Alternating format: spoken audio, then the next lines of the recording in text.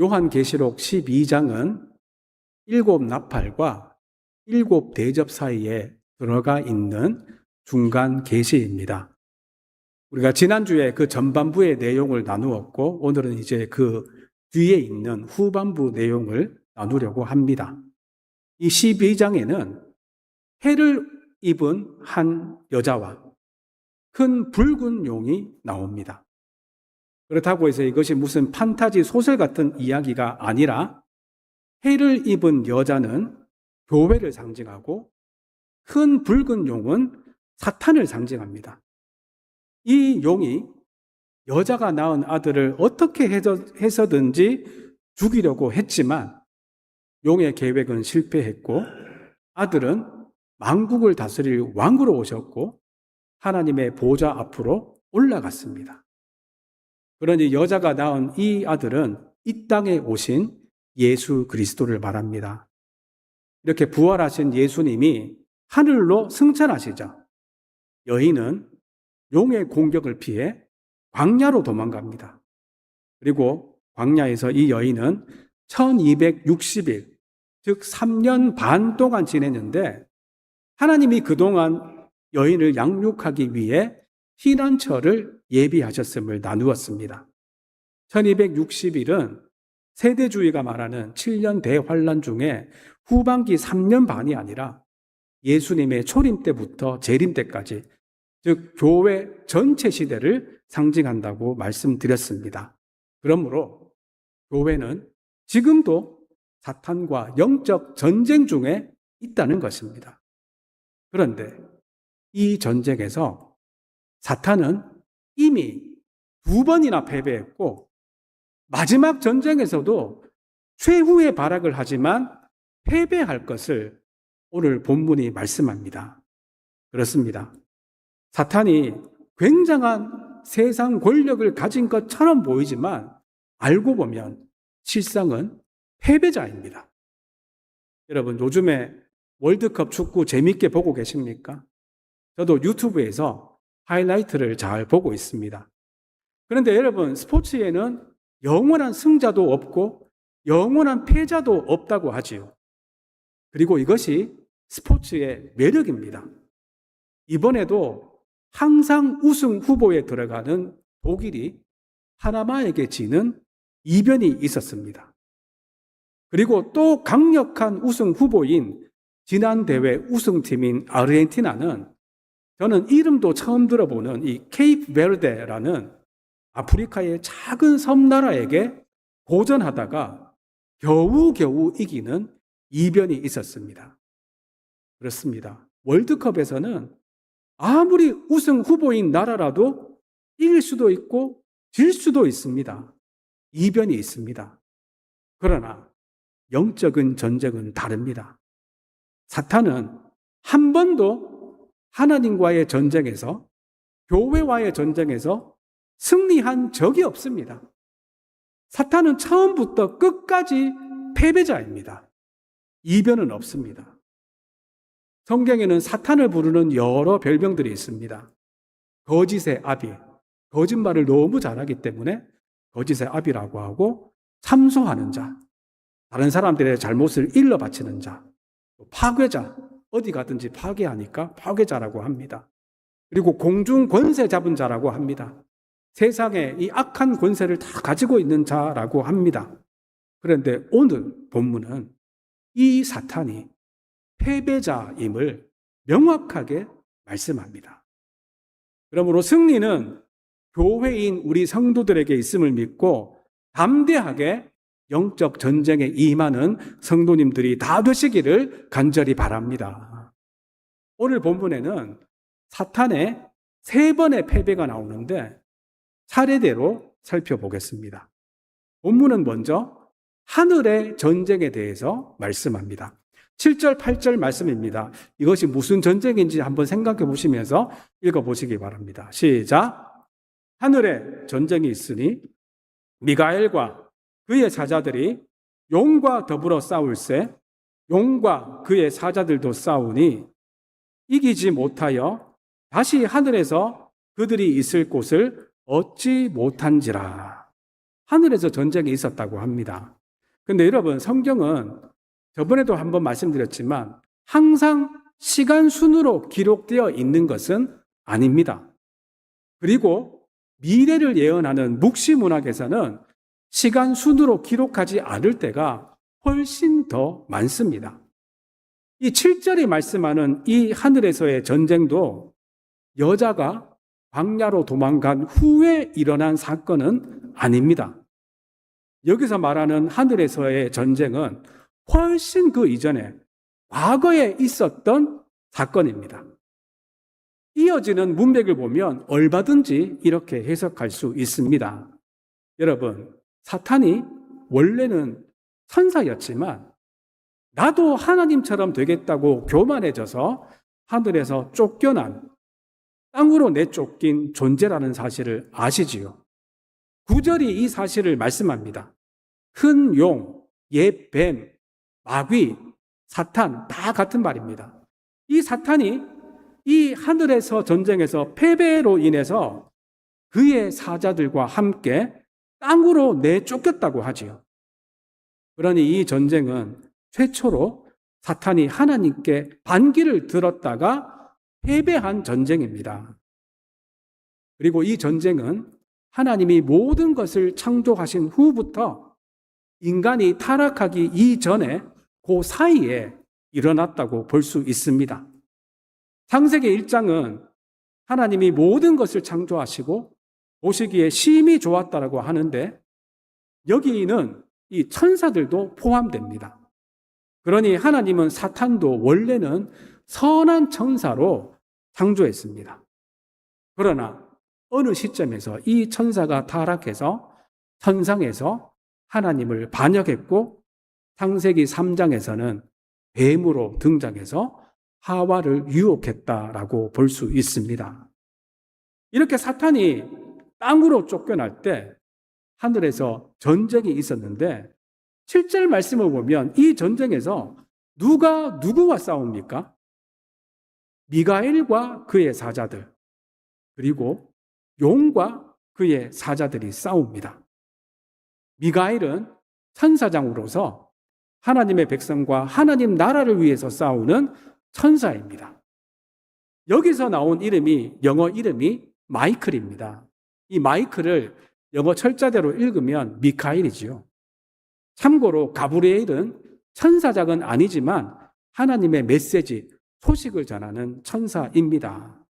여러분, 이렇게 사탄이 일으킨 첫 번째 전쟁에서는 하나님이 등장하지도 않습니다.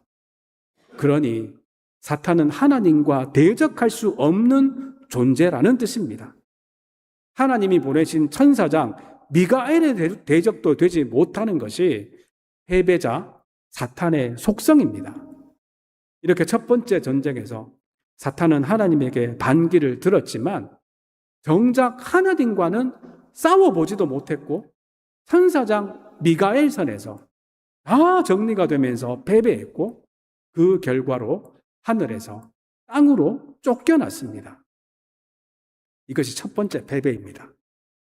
이렇게 땅으로 쫓겨난 사탄 마귀는 공중 권세를 잡은 자답게 하나님의 백성들을 거짓말로 꾀고 달콤한 죄로 유혹했습니다. 그리고 이 죄에 빠진 성도들을 하나님 앞에서 밤낮 참소했습니다. 참소했다는 것은 고소했다는 말입니다. 하나님의 백성이 이런 죄를 지었으니 하나님의 법대로 하나님의 정의와 공의에 따라서 벌을 내려달라는 겁니다. 그러니 이 교회와의 전쟁에서 사탄이 이기는 것 같았는데 이 전쟁에서도 사탄은 참패를 당합니다.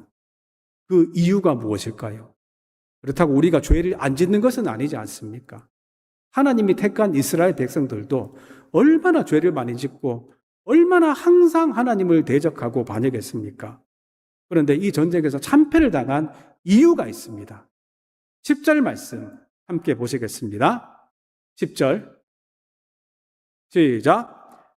내가 또 들으니 하늘에 큰 음성이 있어 이르되 이제 우리 하나님의 구원과 능력과 나라와 또 그의 그리스도의 권세가 나타났으니 우리 형제들을 참소하던 자, 곧 우리 하나님 앞에서 밤낮 참소하던 자가 쫓겨났고, 여러분, 하나님 앞에서 밤낮 우리 형제들을 참소하던 자가 바로 사탄입니다.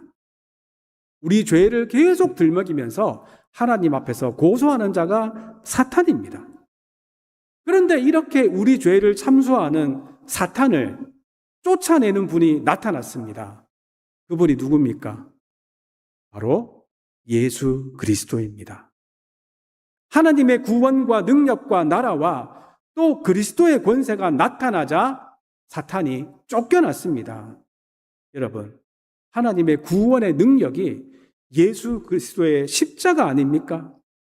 예수님의 십자가 보혈의 능력으로 이제 성도들의 모든 죄가 사함받았기 때문에 더 이상 사탄이 참소할 이유가 사라졌습니다. 그리스도의 권세가 바로 죄를 사하는 십자가의 권세입니다. 이렇게 참소자 사탄을 대언자 예수 그리스도가 나타나서 완전히 이기셨습니다. 대언자는 말을 대신해 주는 사람, 즉 변호해 주는 사람, 변호사라는 말입니다. 법정에서 쓰는 말입니다. 그렇습니다. 하늘 법정에서 사탄은 다시 한번 패배합니다. 사탄은 하나님의 백성인 이 성도들의 죄를 고소하며 이번에는 내가 이겼다라고 호언장담했지만 그것은 착각이었습니다. 특별히 하나님의 아들인 예수까지 내가 십자가에서 죽여버렸으니 이 전쟁은 완전히 이겼다고 생각했겠지만 그것은 완전한 착각이었습니다. 십자가는 사탄의 승리가 아니라 사탄의 최종 패배가 드러난 자리였습니다. 예수님이 하나님의 법정에서 대언자, 변호사로 나와서 성도들의 죄를 위해 내가 피를 흘리며 대신 십자가에서 모든 형벌을 받았으니 이들은 다 무죄라고 하자 사탄은 또 패배했습니다. 그래서 11절은 또 우리 형제들이 어린 양의 피와 자기들이 증언하는 말씀으로 참소자 사탄을 이겼다고 합니다. 그리고 이들 중에는 심지어 생명을 바쳐 순교하면서까지 예수를 증거하는 사람들도 있었다고 합니다. 그렇습니다. 성도는 사탄이 아무리 참소해도 예수님의 보혈과 그 보혈의 능력을 믿는 증언으로 얼마든지 사탄을 이길 수 있음을 믿으시기 바랍니다. 이렇게 사탄은 십자가 위에서 다시 한번 패배했습니다. 십자가에서 여자의 후손인 예수님이 뱀의 머리에 치명상을 입히시고 승리하셨습니다. 그러므로 우리가 영적 전쟁에서 승리하는 비결도 어린 양의 피를 믿고 하나님 말씀에 순종하는 것입니다. 이렇게 십자가는 현재의 승리뿐만 아니라 종말의 승리까지 보장함을 믿으시기 바랍니다. 그런데 여러분, 예수님이 이미 사탄과의 전쟁에서 승리하셨지만 그러나 아직 완전히 승리한 것은 아닙니다. 사탄이 세 번째 패배를 아직까지 맞은 것은 아닙니다. 여기서 그 유명한 already, not yet이라는 개념이 적용됩니다. 예수님이 오심으로 이 땅에 하나님 나라가 이미 임했지만 아직 완전히 임한 것은 아닙니다. 우리가 이미 구원받았지만 아직 구원이 완성된 것은 아닙니다. 영적인 전쟁도 마찬가지입니다. 예수님이 이미 사탄과의 전쟁에서 십자가로 승리하셨지만 아직 전쟁이 완전히 끝나지는 않았습니다. 예수님은 뱀의 머리에 치명상을 입히시면서 승리하셨지만 아직 전쟁 중입니다. 그런데 이 전쟁이 막바지에 이를수록 사탄은 그야말로 최후의 발악을 합니다. 12절 하반절 말씀 함께 보시겠습니다. 시작. 이는 마귀가 자기의 때가 얼마 남지 않은 줄을 알므로 크게 분내어 너희에게 내려갔음이라 하더라. 그렇습니다. 마귀도 이미 자기가 패배했다는 것을 압니다. 그렇다고 해서 마귀가 항복하는 것이 아니라 그야말로 더 크게 분을 내며 교회를 공격합니다. 그래서 우리들은 지금 치열한 영적 전쟁 중에 있습니다. 이 사탄의 공격은 박해로부터 시작합니다. 13절을 보면 용이 남자를 낳은 여자를 박해한다고 하지요. 우리들은 이 여자가 이미 광야로 도망갔다는 것을 나누었습니다. 광야가 고난과 박해의 장소 아닙니까? 실제로 초대교회 때부터 로마 제국이 기독교를 인정할 때까지 얼마나 많은 핍박과 박해가 있었습니까? 단지 예수 믿는다는 이유로 십자가에 못 박혀서 죽고 사자들의 밥이 되고 글래디에이터들의 희생자가 되었습니다. 많은 순교자들이 있었습니다. 요한이 요한계시록 말씀을 기록할 때에도 그야말로 박해의 시대였습니다. 그러나 광야에서 하나님은 이 여자를 양육하기 위해 예비한 곳 피난처가 있습니다. 이렇게 광야는 고난이 있는 곳인 동시에 하나님의 은혜가 있는 곳입니다. 이런 맥락으로 14절은 여자가 큰 독수리의 두 날개를 받아서 광야를 날아다니며 뱀의 낯을 피하여서 양육받는다고 합니다. 이 큰 독수리의 두 날개도 당연히 상징적인 언어입니다. 하나님이 교회를 보호하시는 강력하고 신속한 구원의 수단을 이 독수리의 두 날개라고 표현하고 있습니다. 사실 두 날개는 출애굽의 이미지와도 연결됩니다. 출애굽기 19장 4절은 내가 독수리의 날개로 너희를 업어 내게로 인도하였다라고 말씀합니다. 여러분, 광야에서 이 독수리 두 날개로 펄펄 날아오는 모습을 상상만 해보십시오. 얼마나 기가 막힙니까? 그것이 바로 이 땅의 교회와 성도들의 모습입니다. 또한 시편에서 날개는 보호와 피난처를 의미합니다. 그래서 주 날개 및 내가 편안히 쉬네 라고 우리들이 찬양하지 않습니까? 지금도 광야 같은 세상이지만 독수리 날개 같은 하나님의 보호하심과 구원하심이 성도들에게 있음을 믿으시기 바랍니다. 그런데 더 중요한 사실은 이 사탄의 공격이 시간의 제한이 있다는 것입니다. 그 기간이 한때와 두때와 반때라고 합니다. 14절에 보면 여자가 양육받는 기간이 한때와 두때와 반때라고 하지요. 한때가 1년이고 두때가 2년이고 반때가 반년입니다. 그러니 이것을 다 합하면 3년 반입니다. 그러니 여자가 광야로 도망가서 지낸 1260일과 같은 기간입니다. 즉 교회 시대입니다. 그러므로 교회 시대에 사탄의 공격이 있지만 하나님이 지켜주시고 교회 시대가 끝나면, 즉 예수님이 재림하시면 최종 승리의 날이 온다는 말씀입니다. 그야말로 신약시대의 성도들은 이미와 아직 사이의 시대를 살아가는 사람입니다.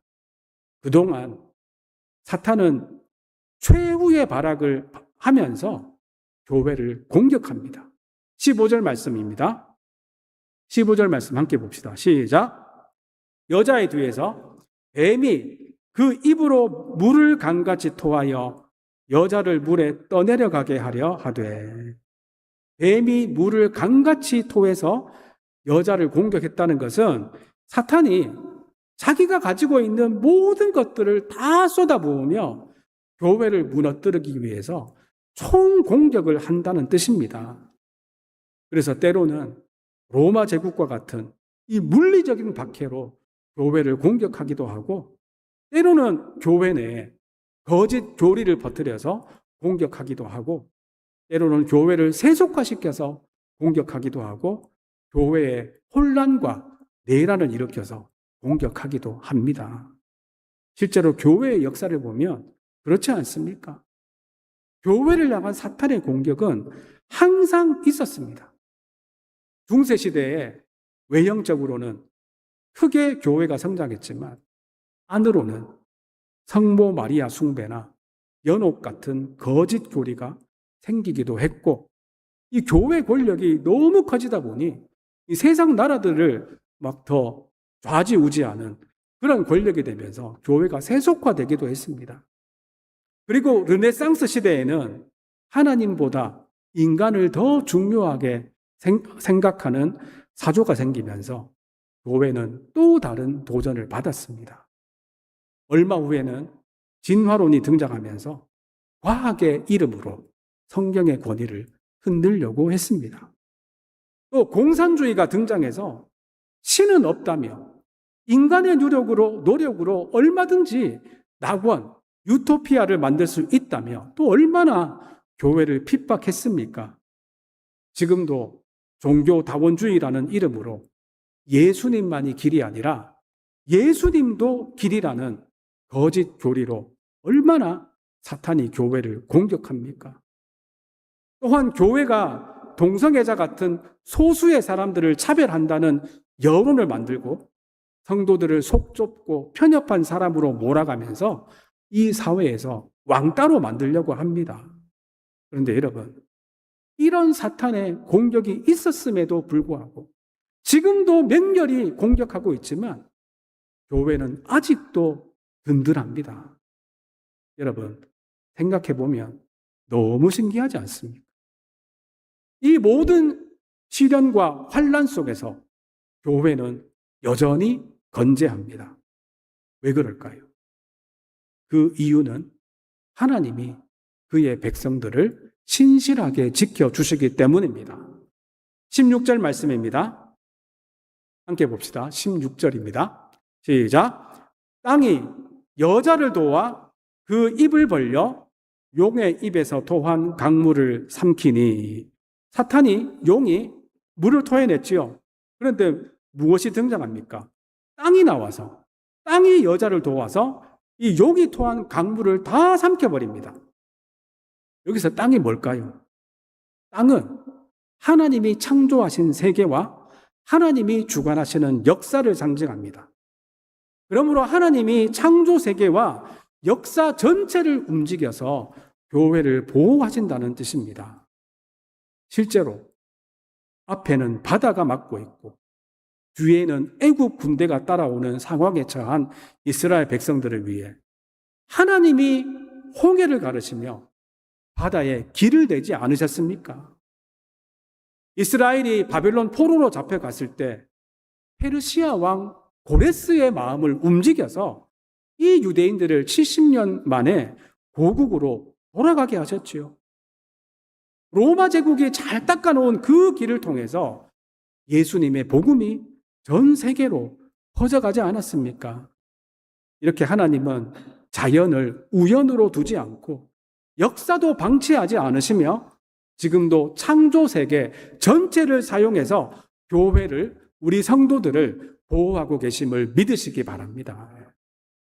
경제학자 아담 스미스는 보이지 않는 손이 경제를 이끌어 간다고 했습니다. invisible hand가 있다고 했습니다. 그가 말한 보이지 않는 손은 공급과 수요로 가격이 형성되는 이 시장의 손을 말합니다. 그러나 성경은 이보다 더 깊은 진리를 말합니다. 여러분, 우리 인생과 교회도 보이지 않는 손에 의해서 움직이고 있습니다. 그것은 시장의 손이 아니라 살아계신 하나님의 손임을 믿으시기 바랍니다. 하나님은 역사 속에서, 교회의 흥망 속에서, 성도의 걸음 속에서 지금도 교회를 지키시고 인도하시고 보호하고 계십니다. 그러므로 성도는 우연을 믿는 사람이 아니라 보이지 않는 하나님의 섭리를 믿는 사람입니다. 여러분, 하나님의 이 보이지 않는 손은 한 번도 멈춘 적이 없습니다. 그러므로 시대가 어두워지고 교회가 공격받아도 두려움이 아니라 믿음으로 살아가는 성도님들이 다 되시기를 간절히 바랍니다. 마지막으로 17절은 이 전쟁은 이미 사탄이 패배한 전쟁이지만 그러나 아직 진행 중인 전쟁임을 다시 한번 말씀합니다. 17절 말씀입니다. 함께 봅시다. 시작. 용이 여자에게 분노하여 돌아가서 그 여자의 남은 자손 곧 하나님의 계명을 지키며 예수의 증거를 가진 자들과 더불어 싸우려고 바다 모래 위에 서 있더라. 예수님으로 인해 우리가 이미 승리한 전쟁이지만 그러나 이 용 사탄은 지금도 교회를 맹렬히 공격하고 있습니다. 용이 분노했다고 하는데 사실 사탄이 그럴 만하지요. 하늘에서 천사장 미가엘에게 쫓겨났고 여자가 낳은 아이를 죽이려고 했으나 실패했고 십자가에서는 이긴 줄 알았는데 알고 보니 패배했고 광야로 도망간 여자를 없애려고 했으나 하나님이 보호하고 계시니 또 실패합니다. 하는 것마다 되는 일이 없습니다. 그러니 얼마나 악에 바치겠습니까? 이렇게 이미 패배한 원수 마귀의 분노를 17절이 말씀합니다. 그리고 사탄이 공격하는 여자의 남은 자손은 하나님의 계명을 지키며 예수의 증거를 가진 자로서 구약의 이스라엘 백성으로 시작되어서 신약의 교회로 이어지는 하나님의 공동체, 즉 하나님의 백성인 교회입니다. 여러분, 지금도 사탄이 우는 사자처럼 성도들을 노리고 있음을 잊지 말고 방심하지 마시기 바랍니다. 그리고 사탄이 바다 모래 위에 서 있다는 말씀은 다음 장 13장과 연결이 되는데 이 13장에 보면 바다에서 올라오는 짐승, 땅에서 올라오는 짐승이 등장합니다. 그러니 사탄이 짐승들, 즉 자신의 하수인들을 통해서 교회를 핍박할 것을 암시하고 있습니다. 여러분, 이렇게 우리들은 지금 영적 전쟁 가운데 살고 있습니다. 그러나 두려워할 이유는 없습니다. 이 전쟁은 아직 결정되지 않은 전쟁이 아니라 이미 승패가 결정된 전쟁이기 때문입니다. 우리들은 승리를 얻기 위해서 싸우는 군사가 아니라 이미 승리하신 군사를 따라 싸우는 군사입니다. 그러므로 끝까지 하나님의 계명을 붙들고 예수 그리스도를 증거하시기 바랍니다. 이제 말씀을 맺습니다.